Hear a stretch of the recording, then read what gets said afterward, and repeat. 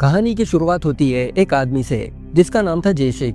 दरअसल जेशिक एक event manager है। हमेशा की तरह वो अपने गाड़ी में अपने कोलीग यूनू का इंतजार कर रहा होता है, लेकिन उस दिन यूनू बहुत देर से आती है। थोड़ी देर बाद जेशिक को हॉस्पिटल से फोन आता है और वो तुरंत हॉस्पिटल भागता है। हॉस्पिटल पहुंचते ही उसे एक भयानक खबर मिलती है। दरअसल यूनू की एक्सीडेंट में डेथ हो चुकी थी।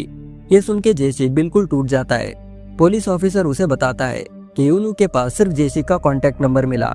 ऑफिसर पूछता है कि क्या उसे यूनू के फैमिली के बारे में कुछ पता है, ताकि वो लोग यहाँ पर आकर उसका अंतिम संस्कार कर सके।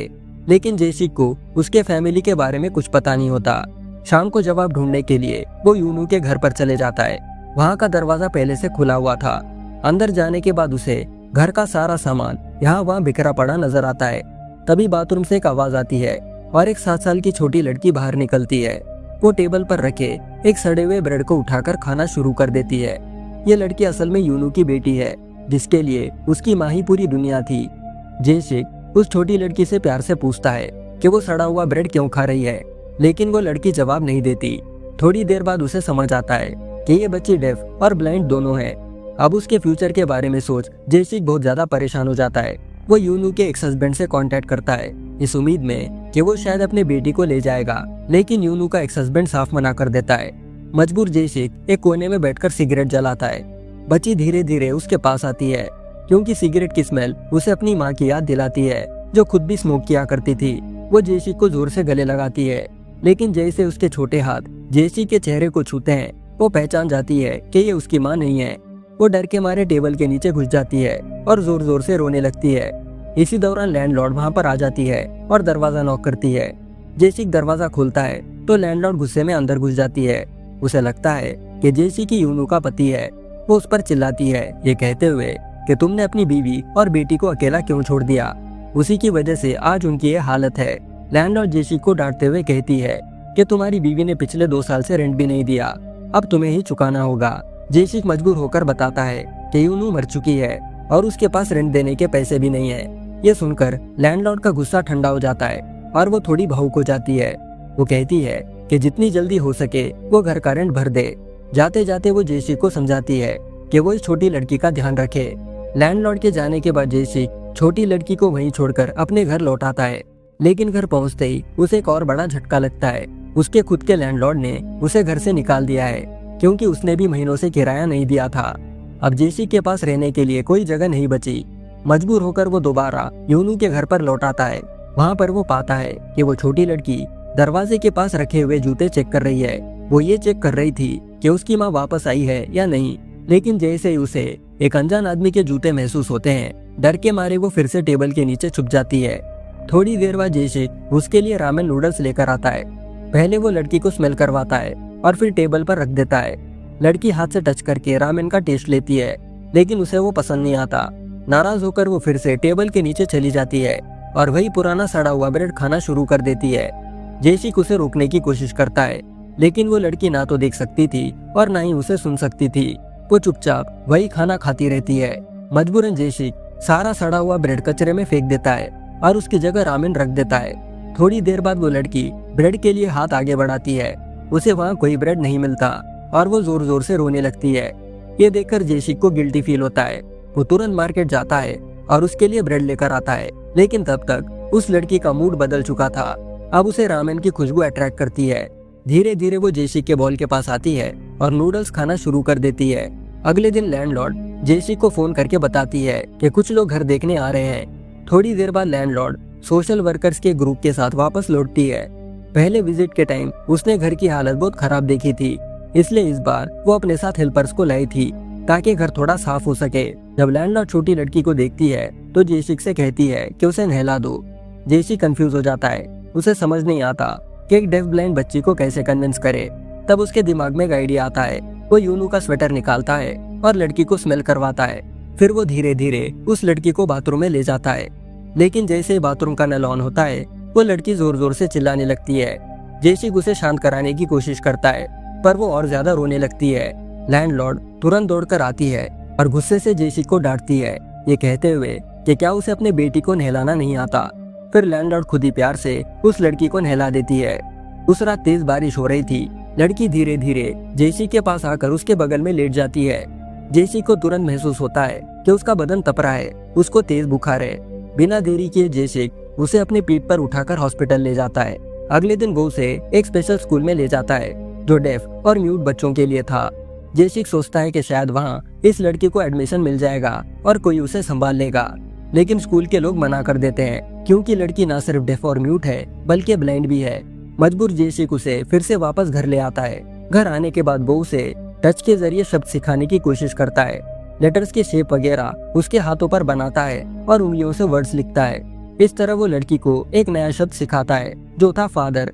कुछ समय बाद कोर्ट के रिप्रेजेंटेटिव्स जेसी के घर पर आ जाते हैं। वो उसका सारा सामान जब्त कर लेते हैं क्योंकि जेसी एक पब्लिक बैंक से लिया हुआ लोन वापस नहीं कर पाया था। अब उसके पास देने के लिए कुछ नहीं बचा। अगले दिन जेसी अपने दोस्त को फोन करके काम मांगता है, लेकिन दोस्त कहता है कि बॉस ने साफ ऑर्डर दिया है कि कोई भी उसे जॉब ना दे। मजबूर होकर जेसी खुद ही अपने बॉस के ऑफिस पहुंच जाता है और समझाता है कि उसकी सिचुएशन खराब है, उसे वो एक और चांस दे दे। लेकिन उसका बॉस उसकी बात सुनने को तैयार नहीं होता, उल्टा उसे धमकाता है कि वो तुरंत अपना कर्जा चुकता कर दे। भारी दिल लेकर जेसी ऑफिस से निकल जाता है। बाहर आकर अपना फोन चेक करता है तो बैंक का एक मैसेज आता है, उसका क्रेडिट कार्ड फ्रीज कर दिया गया है।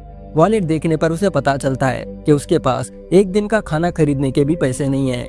बेचारा जेसी मजबूरन यूनू का फोन उठाता है और उसके अंदर की पुरानी फोटोज देखने लगता है। फोटोज में यूनू और उसकी बेटी की यादें होती है।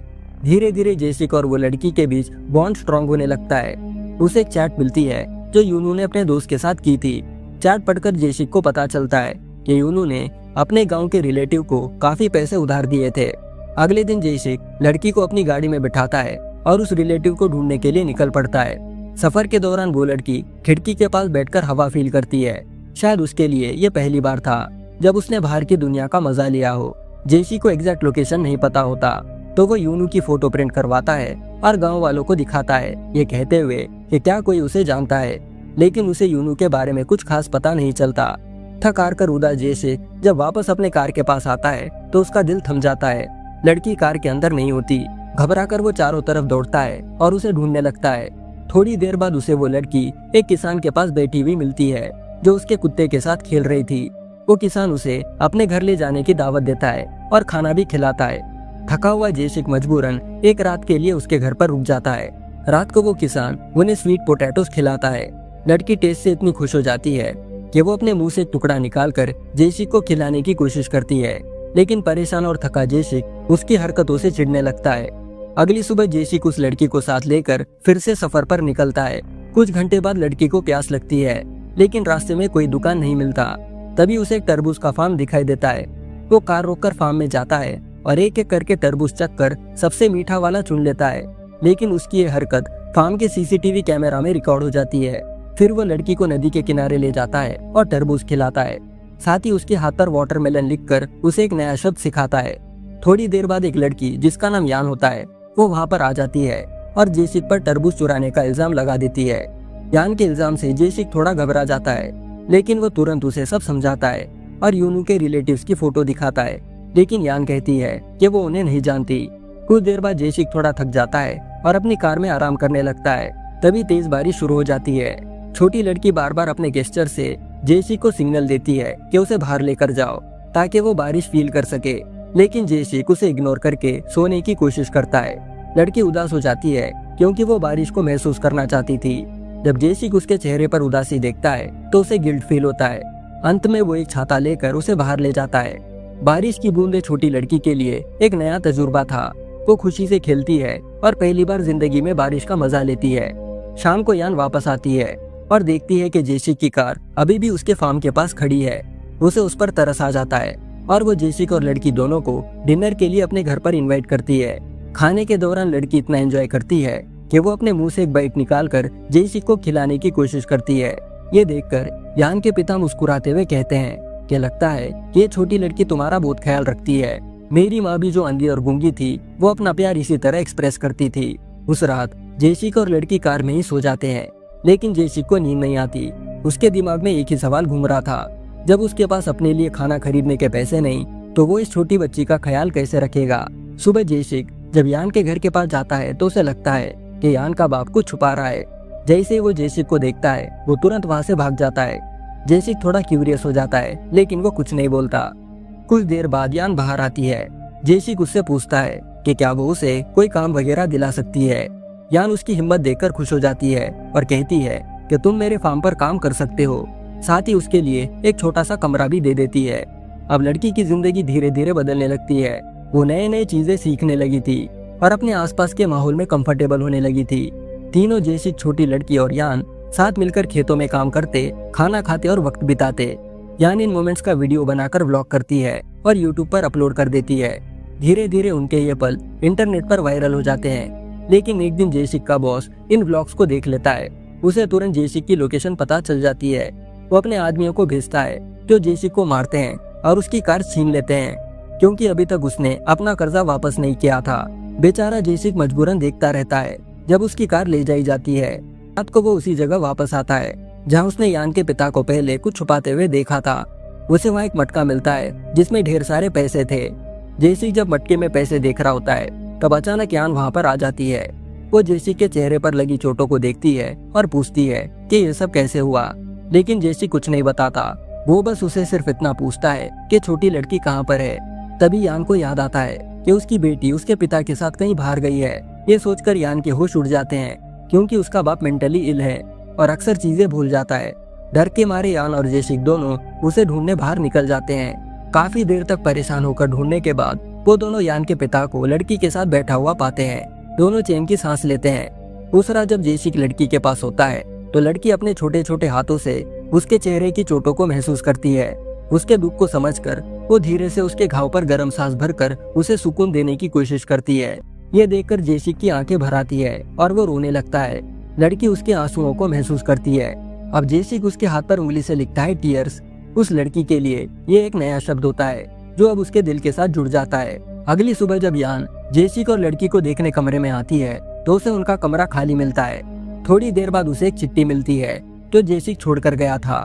चिट्ठी में लिखा हुआ होता है कि यान मटके के पास जाकर चेक करे। दूसरी तरफ जेसिक लड़की को उसके असली पिता के पास ले जाता है, लेकिन उसका बाप उस लड़की को अपनाने से मना कर देता है। वो कहता है कि उस लड़की की जिम्मेदारी लेने का ना ही उसका मन है और ना ही उसमें ताकत। यह सुनकर जेसिक मजबूरन उस लड़की को अपने साथ वापस ले आता है। अब जेसिक खुद भी समझ नहीं पाता कि उस लड़की का फ्यूचर क्या होगा। उसके पास पैसे खत्म हो गए हैं और लड़की को संभालना और ज्यादा मुश्किल हो गया है। ये सोचकर जेसिक लड़की को एक बीच पर ले जाता है। दोनों वहाँ लंबी देर तक साथ बैठते हैं, समंदर की लहरों का शोर सुनते हैं और अपने तरीके से उस पल का आनंद लेते हैं। लेकिन अंदर ही अंदर जेसिक टूट रहा होता है। उसके पास अब कोई पैसा बचा ही नहीं। बहुत सोचने के बाद वो एक दिल तोड़ देने वाला फैसला करता है। वो चुपके से उस लड़की को एक अनाथ आश्रम में छोड़ आता है। वहाँ वो उसके हाथ में एक ब्रेड का टुकड़ा रख देता है, क्योंकि उसे पता था कि इस छोटी लड़की को ब्रेड कितना पसंद है। आंखों में आंसू लेकर वो वहाँ से पलट जाता है। आश्रम में थोड़ी देर बाद जब लड़की को महसूस होता है कि जेसिक वहाँ पर नहीं है तो वो बेचैन हो जाती है। उसे अपने आसपास उसकी प्रेजेंस नहीं मिलती तो वो जोर जोर से रोना शुरू कर देती है। जेसिक जो ज्यादा दूर नहीं गया था, उस लड़की के चीख को सुनते ही तुरंत वापस दौड़ आता है। वो लड़की का हाथ पकड़कर उसे शांत कराने की कोशिश करता है, लेकिन लड़की इतनी उदास होती है कि उसके हाथ कांपने लगते हैं। तब लड़की अपनी उंगलियों से जेसिक के हाथ पर लिखती है टीयर्स। इस इशारे से वो उसे दिखाना चाहती थी कि उसका दिल कितना दुखी है। फिर वो लड़की उसके हाथ पर एक और शब्द लिखती है, एक ऐसा लफ्ज जो जेसिक ने कभी सोचा भी नहीं था। वो शब्द था फादर। ये देखकर जेसिक की रूह हिल जाती है। उसके आंसू रुकते ही नहीं।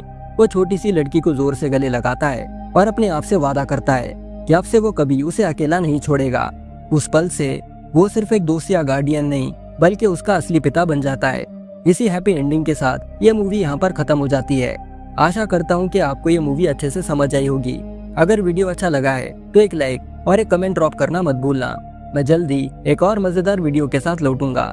तब तक के लिए bye, take care and thanks for watching.